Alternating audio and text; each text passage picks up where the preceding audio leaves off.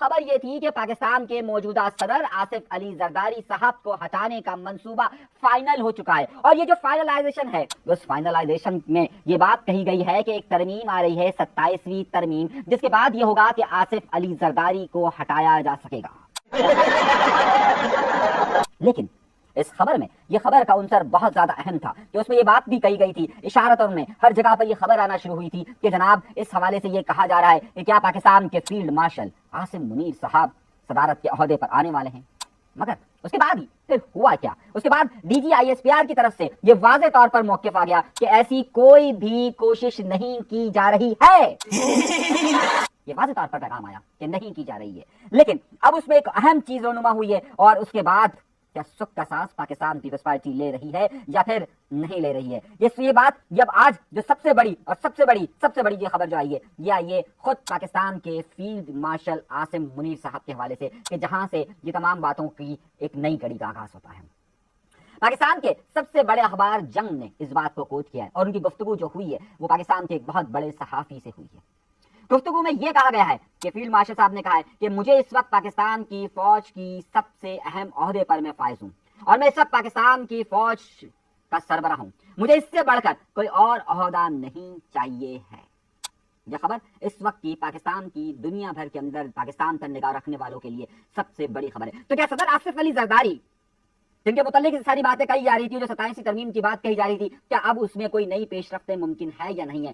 سب کی نگاہیں اسی خبر پر ہے، سب کی نگاہیں اب اسی خبر پر ہے اور تھی، اور آج کا سب سے بڑا موضوع بھی یہی ہے کہ اب فیلڈ مارشل صاحب کی طرف سے باقاعدہ یہ بات کر دی گئی ہے کہ نہیں، کوئی اور عہدہ نہیں ہے۔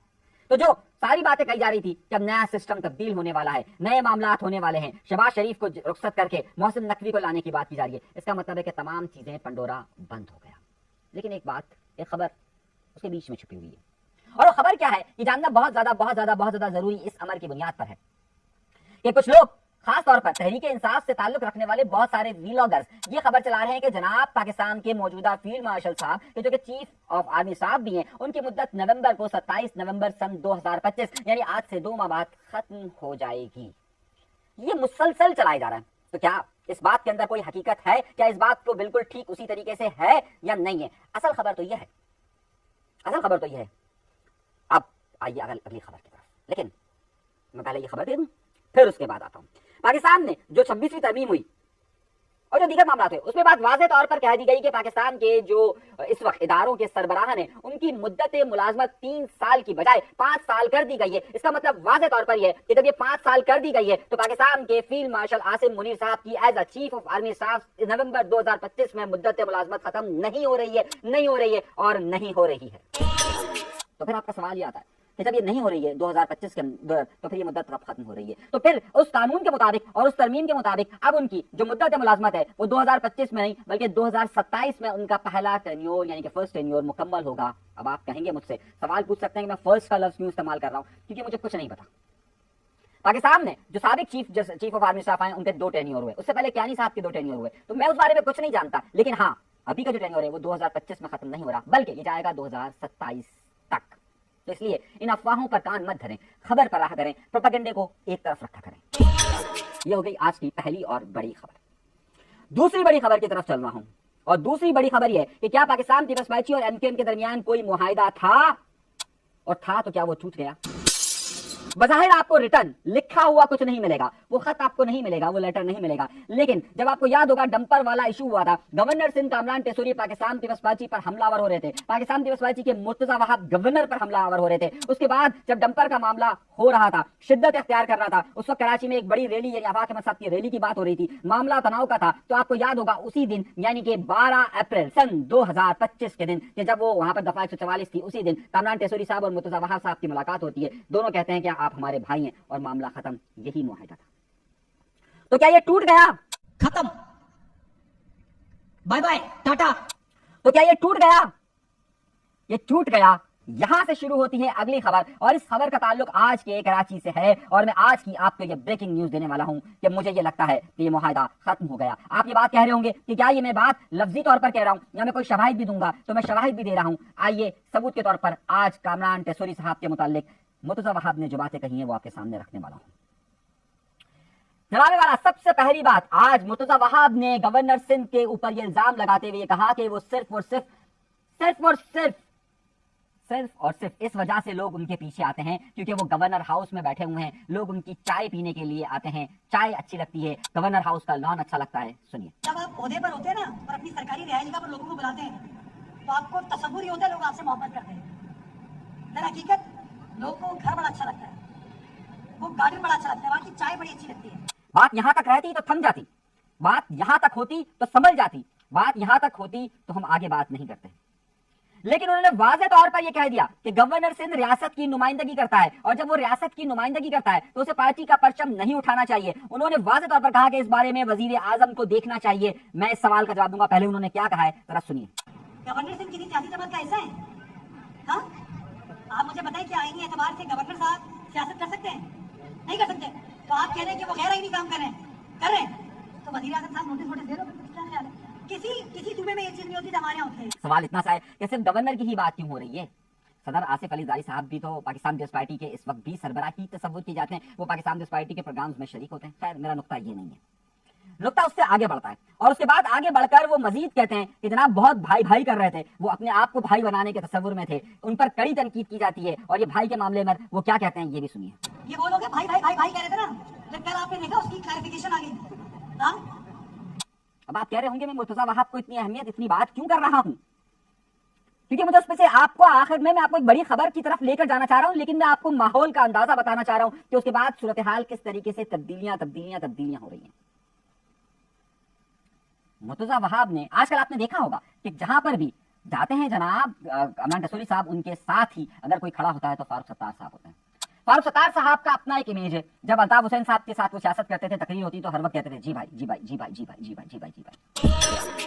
तो अब वो कामरान टेसोरी साहब के साथ करते हैं। आपको मैं ये हल्का सा फुटेज दिखा देता हूँ, देखिए वो गर्दन हिला हिला कर क्या कहते रहते हैं। हाँ, वो जो कामरान टेसोरी साहब कहते हैं वो ये कहते रहते हैं।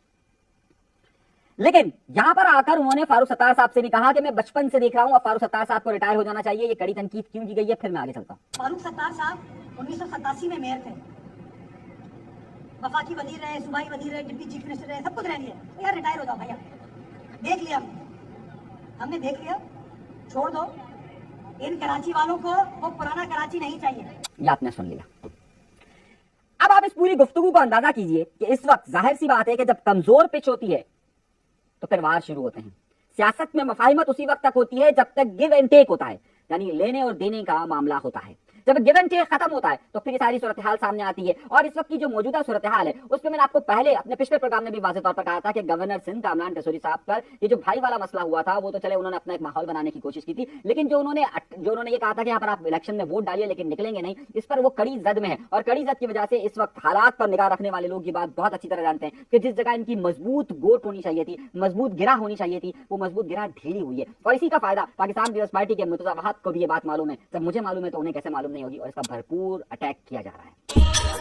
अब क्या होगा, अब क्या होगा, यही वो बुनियादी सवाल है कि अब पाकिस्तान मुर्तजा वहाब ने अपने सारे निश्तर वहां खोले हैं, तो उस मुआहदे के टूटने के बाद क्या आप कामरान टेसोरी साहब भी उस तरह के बयानात वहां देंगे? और क्या वो सदर ज़रदारी साहब को या फिर वजीर आजम साहब अब इस सारे मामला आपको देखेंगे? कामरान टेसोरी साहब का, मैंने जिस तरह से कहा आपसे कि जब कोई शख्स के ऊपर हालात बुरे होते हैं तो मैं आमतौर पर तनकीद करते हुए वायर करता हूँ ना, मैं बहुत कर सकता हूँ। तो जब उरूज होता है हमारा तो इमेज ये रहा है ना, हमने तो हमेशा ताकतवर और उस वक्त के हुक्मरानों जिसके पास ताकत हो उसी को चैलेंज किया। कमजोर से तो हम चैलेंज नहीं करता मैं, सही तो मैं उस वक्त हमारा मिजाज ही नहीं है। लेकिन जब खबर का उनसर हो तो उस पर बात करता हूँ। जब तक वो ताकतवर है, थे या जिन मामला में होंगे उन पर मैं जरूर बात करूंगा। लेकिन जब कोई नज़ा के आलम में होता है तो फिर मैं उस पर गुफ्तगू करना मुनासिब नहीं समझता कि यार अब क्या बात करूंगा उस पर के। लेकिन ये मामला हो रहा है। अब इस मुआहदे का, इस मामले को टूटने का अमल क्या है, ये बड़ा सवाल है मुझसे बार अब अगली खबर की तरफ आ रहा हूँ। अच्छा, वो खबर रह गई, चलिए मैं उस पर अब बात करते हैं। ये बात कि अगर सियासतदान अगर अपनी बात कर ले, ये जो फील्ड मार्शल साहब इस वक्त जब बाहर थे और जब उन्होंने गुफ्तगू की, मैं आपको बड़ी अहम बात बताने वाला हूँ, जरा सुनिएगा। उनसे एक सहाफी ने यह पूछा कि अगर आप सियासत में उन लोगों को अब इजाजत दे सकते हैं कि जिन पर इस वक्त सियासत में पाबंदी है, तो उन्होंने कहा कि अगर वो माफी मांगे तो मुमकिन होगा। लेकिन रुक जाइए और रुकिए, यहाँ पर अल्ताफ हुसैन साहब ने माफी मांगी थी। हमका माफी दे दो, हमका भूल हो गई, तोबा भूल हो गई। तहरीक इंसाफ उसकी मजम्मत करती है लेकिन माफी नहीं मांगी। انہوں نے کہا معافی کے لیے انہوں نے قرآن کی ایک آیت کا ترجمہ بتایا, قرآن کی ایک آیت سنائی اور کہا کہ اگر معافی کوئی دل سے مانگے گا تو اسے معاف کر دیا جائے گا. فرشتے جنہوں نے حکم مانا اللہ کا اور آدم کو سجدہ کیا, اور جس نے معافی نہیں مانگی, جو اڑا رہا, وہ پھر شیطان بنا. اب یہ ایک نیا معاملہ ہے, اور یہ نیا معاملہ نہیں ہے بلکہ پہلی بار سے ہی پاکستان کے اداروں کا یہ رہا ہے کہ جناب آپ نے جو کیا آپ اس کی معافی مانگے تو پھر بات آ سکتی ہے, لیکن معافی بھی دل سے ہونی چاہیے, معافی بھی دل سے ہونی چاہیے. اب یہ کیا اشارے ہیں, یہ کیا معاملات ہیں, یہ آپ مجھ سے زیادہ بہتر سمجھ سکتے ہیں کہ دل کی معافی کا ایک بڑا سوال ہے. آئیے اگلی خبر کی طرف چلتا ہوں. خبر بہت ساری ہے میرے پاس, وقت کم ہے, میں کوشش یہ کر رہا ہوں کہ جتنی جلدی سے میں آپ کو تمام حقائق اور تمام سچ باتیں بتا سکوں. یہ بہت اہم خبر دینے والا ہوں میں آپ کو. اور خبر کا نقطہ یہ ہے کہ مجھ سے بار بار یہ پوچھا جا رہا ہے کہ جناب 14 اگست تک پاکستان, 1 اگست سے 14 تاریخ تک گورنر سندھ صاحب نے یہاں پر سیلیبریشن کیا, مصطفیٰ کمال صاحب کہاں تھے؟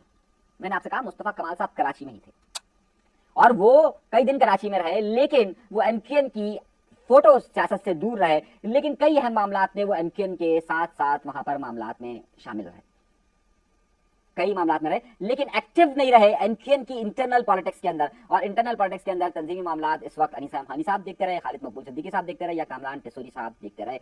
ہے ضرور, لیکن انتظار میں ہے. اب کس چیز کے انتظار میں, یہ خبر میں آپ کو اگلے کسی پروگرام کے اندر دوں گا. یہ بات میں آپ کو پھر کبھی تفصیل کے ساتھ بتاؤں گا کہ کیا معاملات ہوئے. اگلی خبر, اور پھر اگلی خبر, تحریک انصاف, بڑی خبر دینے والا ہوں آپ کو.